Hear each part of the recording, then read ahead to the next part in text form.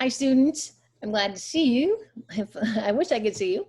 Anyways, today we are going to talk about the physical landscapes or the physical landforms of the United States. And before we talk about our mountains and hills and plains and plateaus and all of that, I want you to understand how they've been created. Okay, so there are four major processes that create our physical landforms. The first one is tectonic activities. Okay. Tectonic activities, I know that there are tectonic plates, just like in the map that I've got here. And these tectonic plates move, they grind, they push each other around. Sometimes they push each other up, sometimes they go underneath each other. We feel them as earthquakes when there's movement going on. There really are three different types of movement that they do. They either push into each other, so they're moving this way. Sometimes they push hard enough that they actually go up and create our mountains, okay? That's called convergence, coming together. Divergence is when they're pulling apart, okay? And as they pull apart, that's called rifting, okay? Rifting. And there are some different places that have rifting going on. One of them is out here in the middle of the Atlantic Ocean. It's called the Atlantic Ridge, right along here. But another area of rifting is down in Southern California, very close to the border with Mexico. And by the Sea of Cortez, that area is pulling apart. It's called rifting, okay? Subduction is another one that we're gonna see, especially up here in our Pacific Northwest. And what that is one plate is going underneath the other plate, okay? The one that's going underneath is denser and heavier. It's the one under the ocean, the oceanic plates, going underneath the continental plate. So as we look at this map, the Pacific plate would be our oceanic one. It's gonna grind and bump and go under the North American plate. And as it does that, the friction and heat allow magma to come up and it creates volcanoes, okay? Now we have a lot of volcanoes in the Pacific Northwest and we'll talk about those in just a bit. Not all of our volcanoes are created that way. Hawaii volcanoes are different, okay? They're considered hotspots. All right, so we've talked about those three. There's also folding and faulting that goes on. So imagine, if you will, say I lay out a towel across the table and I'm pushing it from both ends. Imagine what it's doing to that towel, right? It's pushing things up like this. And that's called folding.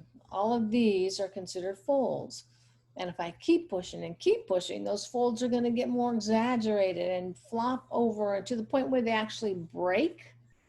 Where it breaks, that's called a fault.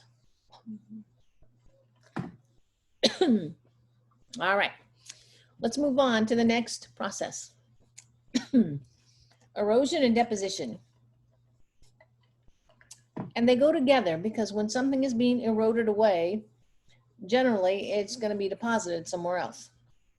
So we see this on our beaches, on our coastlines.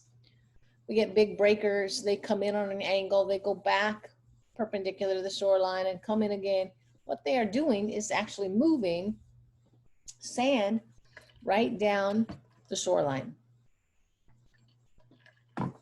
Sorry, I've done a couple of Zooms today and I'm coughing. All right, so that's beach erosion. If you were to drive up to our Central Coast, you might see some of features like this right out on the coastline: arches, sea stacks, caves. Those are all created by beach erosion. The waves coming in, eating away at the headlands, and taking that on down further down the shoreline. Excuse me. All right, the second one down here is rivers. And rivers have some moving water going through. Sometimes on the outer edges of the curve, it's moving faster and it's cutting away, called cut banks. As the water inside the curve moves slower, things deposit out like sand and gravel and rocks and so on. They deposit, okay? And so we get both going on in the same areas. Groundwater, our water underneath the ground, also moves. And we don't typically think about it very often because we don't see it, but it's important to have it moving to keep, to make a good groundwater basin that we can pull water out from then and have good drinking water. Another type of erosion is wind. Now, when we're talking about moving water, and that's an alluvial process. When we're talking about wind, it's called an aeolian process. Okay. And we don't typically think too much of wind really making changes in the landscape, but it does. It can move around dust. Think of the Dust Bowl, how that was so damaging. It can also blow around ash or sand. Sand dunes are moving all the time. Ash, we don't really think about volcano and volcanic ash and that kind of thing because we don't have any right here. But if you go up to visit Alaska, once in a while they do have some issues with volcanic ash. I was sitting in an airplane ready for departure, and we got held up for about 2 hours because of volcanic ash. We sat on the runway for 2 hours, and at first I was really bummed, going, oh man, this is going to be so long. And then I thought, you know what? How often do you get to say you were held up by volcanic ash? All right, let's move on. The third one, weathering and mass wasting. Weathering comes in two forms, mechanical weathering and chemical weathering. Mechanical weathering is basically just the breaking down, like the breaking down of a great big boulder into pieces or smaller rocks or, gravel or even sand. I mean, that's just the whole process of breaking down. That's mechanical weathering. Nothing has changed chemically within that. It might be due to heat, too much heat all the time, or even under freezing conditions, or it has a joint in a rock sometimes, or stress fractures or that kind of thing, and it starts causing the breakdown of these rocks. Chemical weathering is different. It is actually when you are changing the composition of the rock. Now, you would see this if you went maybe to Grand Canyon or Zion or Bryce. Anytime you see those beautiful reds and oranges and golds in those landforms out there, you know that chemical weathering is going on. Mass wasting is just a very broad term for landslides, mud flows, debris flows. It could be rock falls, some interesting terms like slump and creep. Anyways, it's the role of gravity and the stability of the slopes. Okay, so that's the third one. The fourth one and the last one, and my favorite one we're going to talk about, is glaciation. When we're talking about glaciers, we break it down into two types of glaciers. Arctic glaciers, think of where those would be. Where's the Arctic Circle? Up in high latitudes, right? Way up north or way down south to Antarctica. And alpine glaciers. And alpine glaciers, think of the Alps, okay? And the Alps are mountains, and these are mountaintop glaciers. Okay, so two basic types. Now, when you think of the Arctic glaciers, these are the kind that spread out for miles and miles and miles. And they're heavy, they're dense. Years of snow added to them, and the weight is heavy. It even pushes down the land underneath it. And as they move, they carve out things. They scour the land, they carve out lakes, and then meltwater fills those up and creates rivers and all kinds of lakes. Even the Great Lakes were created from glaciation. All right. When those glaciers melt away and they're gone, that land underneath begins rebounding. It starts coming up because that weight's gone. So it starts coming up. Now, it doesn't necessarily have to come up straight. This is where you get some hills and valleys and actually very beautiful landscapes. Okay, so those are Arctic glaciers. Think high latitudes. Alpine glaciers, think high in elevation. Think of the Alps. Okay, and these give us some beautiful mountaintop features. Hanging glaciers are going to end up becoming waterfalls. Cirques are the round bowl-shaped carvings out of our mountaintops. If you have glaciers on three sides of a mountaintop that carve it away, it becomes a horn. If you have glaciers carving it out on all four sides, it's a Matterhorn.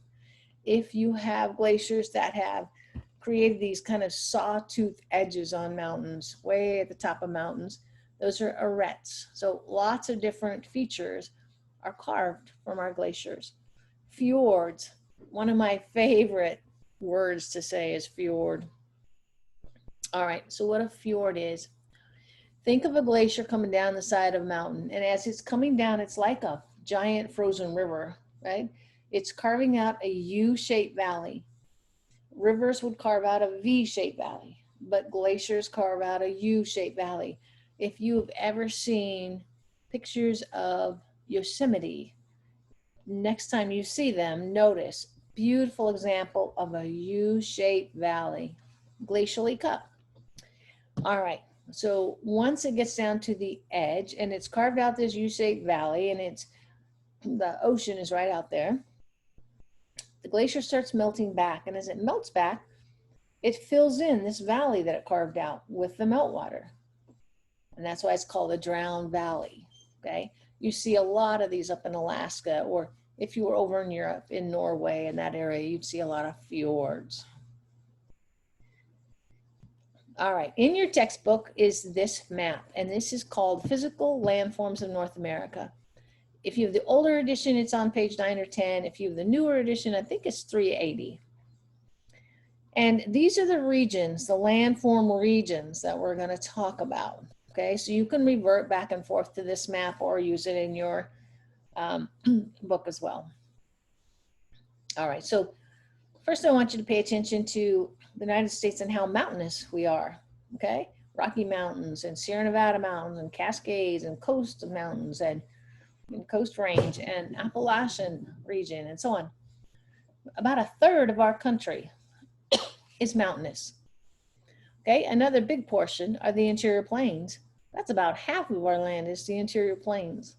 Okay, back to our mountains. Most of our mountain ranges trend almost north and south. You see that? The Rocky Mountains, Sierra Nevada Mountains, even the Coast Mountains, even the Appalachian Mountains, they all trend almost north and south. We do have some that go across east and west, but most of them go almost north and south. Now, why does that matter? Well, it's going to influence our weather and climate. You will see that when we talk about weather, our prevailing westerly winds come along here, pick up moisture from the Pacific, flow over the Coast Range, which are pretty low. We'll talk about them in a minute. Slam into the Sierra Nevada Mountains, forces that air to go up. Anytime air goes up, it cools. It spreads out. If it keeps cooling, you get condensation and clouds form. If it keeps cooling beyond that, you get precipitation. On the windward side, the side the wind is actually hitting. When it goes over to the leeward side, that's the opposite side, that air, when it starts coming down the mountain, is dry, much drier. So if you've ever been to the Western Sierra, it's very green and lush. That's where Sequoia National Park is and Kings Canyon National Park. If you ever go to the Eastern Sierra, there are a lot of beautiful lakes up here, and it is still beautiful, but it's much drier. All right, one more thing I want to say. The difference between mountains and hills. Mountains are 1,000 feet and higher.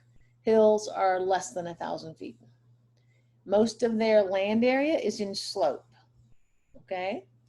Plains, got plains here, we got plains here, and we've got plateaus over in here.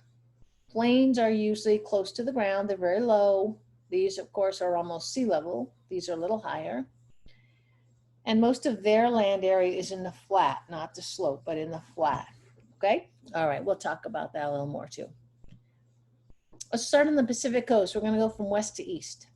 On the Pacific coast side, we have the Coast Range running along here, very close to the coast, starts about Santa Barbara and goes on up through the Central Coast, here San Francisco, on up through Oregon and Washington, and then It curves to the left and forms Vancouver Island, right off the coast of Canada. Now, like I said, these aren't very tall mountains. In fact, if you've driven from here, say to San Luis Obispo or the Central Coast or maybe up to Monterey somewhere, you've been in the Coast Mountains. You've been in the Coast Range, okay? Again, beautiful. It feels like rolling hills. It doesn't feel like mountains. All right. There are 3 indentations we're going to talk about. One is San Francisco. This is an indentation in the Coast Range. If we go to Oregon, it's called Willamette Valley, an indentation in the Coast Range. If you go to Washington, it is the Puget Sound, is that indentation. Why is that important? Well, because it allows people to live in an area that has coastal access, and everybody wants low land near the coast, right? They want it for agriculture, they want it for industries, they want it for urban growth, and population, of course, wants it. So it is the more crowded area. All right, then we go to Central Valley, right here. This is our big cultural hearth in California. I mean cultural hearth, agricultural hearth. All right. Down in this part, in the southern part, this is called the San Joaquin Valley, and we have a river called the San Joaquin River. Up in this northern area is the Sacramento Valley, and we have the Sacramento River. And it flows from the north towards the south and towards San Francisco Bay. San Joaquin from the south towards the north, out towards the San Francisco Bay. So they both flow out this direction, and before you get to the bay, you have this really interesting area called the Delta. And if you get a chance to go there, man, I would recommend it. It's so interesting. It's all these little islands out here, and they're filled with agriculture, and the water goes around them. And remember, this is fresh water coming from rivers, and it's headed towards the ocean, which is salty water. So you get some really interesting combinations of things in this brackish water. And a lot of great agriculture out here. It's an area that's very well protected, but it's such an interesting, and so many interesting differences. Like, there are a lot of people who work here who are struggling, you know, money-wise, to have enough money to send back home to Mexico or whatever. So maybe they're working the fields here, sending their money back, living in little shanty houses because they're trying to send it all the way back home for their family, or save money to bring somebody over here. So you see little shanty houses to great big mansions. You see little shanty boats to great big yachts, right in the same area. It's really an incredible area. All right, next to that is the Sierra Nevada mountain range. Now this is our high mountain range in California. It's on many peaks past 14,000 feet. It goes on up north and becomes a Cascade range up in Oregon and in through Washington, and it would go even further to Canada. And the Cascades are volcanic peaks. Again, many tall peaks, a lot of volcanoes, active volcanoes too.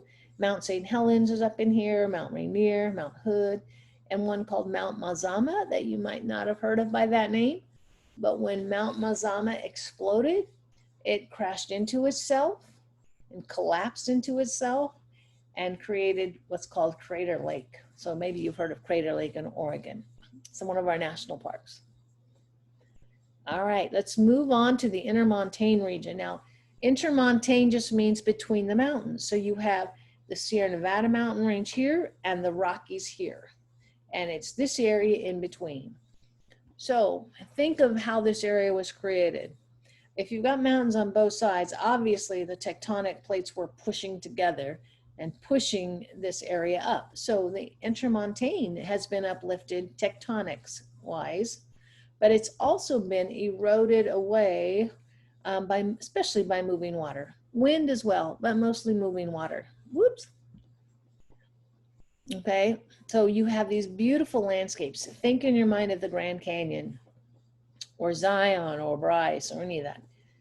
Carving out these beautiful, very picturesque landscapes. Again, lifted by tectonics, eroded away by alluvial and aeolian forces. All right, the Rocky Mountains. One more thing I wanted to say about this. This is an area that's sparsely populated, the intermontane, but it's very heavily visited with tourists because we have many national parks in here. Think of it, we have Grand Canyon and Zion and Bryce and Canyonlands and Arches and, you know, even national monuments and so on. So it is very heavily visited, but sparsely populated. And that's kind of the same with Rocky Mountain, maybe not quite as much as the Intermontane, but Rocky Mountain region does have Yellowstone.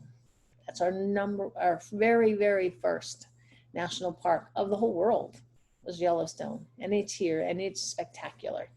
Also, Rocky Mountain National Park is in this area. Very many high peaks over 14,000, actually over 3 dozen peaks over 14,000 feet. This is where the Continental Divide is. That's our highest point. If you drew a line that mapped all the highest points, it would be right here. Okay, again, beautiful area, touristy, but you know, not densely populated. So here's a picture of part of the Rocky Mountains. You can see how tall they are and the glaciers that they get. Remember what kind of glaciers are these? Alpine, right? Here's a hanging one. It will probably become a waterfall. All right, we're moving into the interior lowlands and the Great Plains. Okay, it might be called central lowlands too. Same thing. Look where it stretches from. In your book, it gives you a better graphic than this, but all the way from the Gulf of Mexico on up, all the way actually up to the Arctic.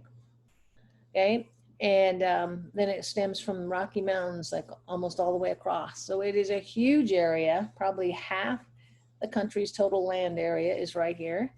2 basic processes that we need to keep in mind. Look at this.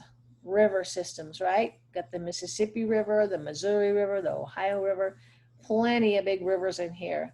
So you're going to get a lot of erosion and deposition caused by running water, which we know it as alluvial, right? Then we also get winds in here. If you remember the Dust Bowl, or that is from this area in the plains. And those are called aeolian processes, okay? All right, so this area, this is our Midwest, and this is our agricultural hearth. This is known as the heartland of the country. It's known for hardworking people, very traditional, very patriotic, all of that.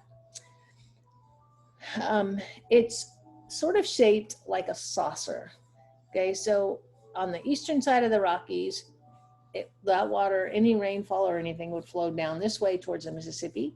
And the Appalachians over here, any rainfall over here would flow this way. Okay, so it's kind of like a saucer. And the drainage basin for the Mississippi is like more than 30 states. It's just a huge area, right? All right, so this area can get very warm and very humid in the summertime. That's why it's so perfect for agriculture. And in the wintertime, it can be freezing cold. A lot of snowfall and so on. All right, there's a picture just to give you an idea of what that area might look like. The Canadian Shield is an interesting area. It is up north, mostly in Canada, but it swoops down into the United States. It carved out the Great Lakes. This is an area that was all under what kind of glaciers? Arctic glaciers, right? Ones that spread out for miles. So it carved out this area, sculpted the area, the lands underneath it. There's really no high elevations in this whole area, okay, because it's been weighed down from glacial ice, but it is good soils for agriculture. It's a beautiful forested area up in this area. They're called boreal forests. That means they have broadleaf trees and needle trees. As you go further north, you get fewer trees and shorter trees because you're getting into the frozen tundra area up in here. Anyways, so it's a beautiful, beautiful area, but think of the Great Lakes and those being carved out by the Canadian Shield. Appalachian Highlands. This is one of my favorite areas to talk about. So I'm just going to start it a little bit here, but we're going to spend some good time in this because part of this would be called the Inland South. Okay. All right. So this is a mountain range. Again, we said not very tall, 6,000 feet peaks is all. They're considered old and eroded away, rounded out. Up here, glaciers went right over them. Down here, they didn't have glaciers this low. Not as rich in soils for agriculture as our Midwest, and they didn't have good transportation routes to start with. And also think of it as this, these mountains were an obstacle. When all the immigrants were coming in this way into the harbor in New York and New Jersey, right in this area, they kind of got stuck in this area. Number one, they wanted to stay with their own ethnic community, but number two, this was an obstacle. So this area got densely populated, okay? All right, so they didn't have really good transportation routes. It wasn't really suitable for commercial agriculture, not too much of it anyways. It stretches from northern Alabama all the way through Maine on into Canada and Newfoundland. So it's a very long mountain range. You might have heard of the Appalachian Trail. It goes for thousands, a couple thousand miles. We're going to talk about the Appalachians as far as different regions of them. They're divided into the Piedmont, which is on the far eastern side. Then we have the Blue Ridge Mountains, the Great Valley, the Ridgeon Valley, and the Appalachian Plateau is on the western side. We'll go into those, what they're like and what life is like in this area. One thing I want you to hang on to in this area is rich in coal. Coal is a very hard thing to go after, to mine for. So it has really torn up this area. It's provided livelihoods for people, but at quite a cost because it can be a very dangerous thing to mine for. One other thing is the music. The music of this area, it will touch probably all of us in class. Like I like country music a lot. That's my favorite. So of course, country music's gonna be down in here, but also it touches on gospel music, jazz, country, of course, blues, Kentucky bluegrass. People came here to learn more about rock and roll, believe it or not. Yeah. So anyways, it's a powerful area for America's music, and I want to spend some time on that when we're there. Told you I love that area. All right, the coastal plain. This stretches from the southern tip of Texas all the way around Florida, then all the way up the eastern seaboard, all the way up to Maine. Huge, huge area. It's very flat. They have gentle sloping beaches on the East Coast and in the Gulf. That means you can walk out really, really far before the water is even up to your knees. Okay, it's very gentle sloping. So it tends to flood a lot. There are a lot of rivers in this area. They get a lot of thunderstorms in this area, a lot of rainfall in this area, and it floods a lot. They also get hurricanes, and that causes a lot of flooding.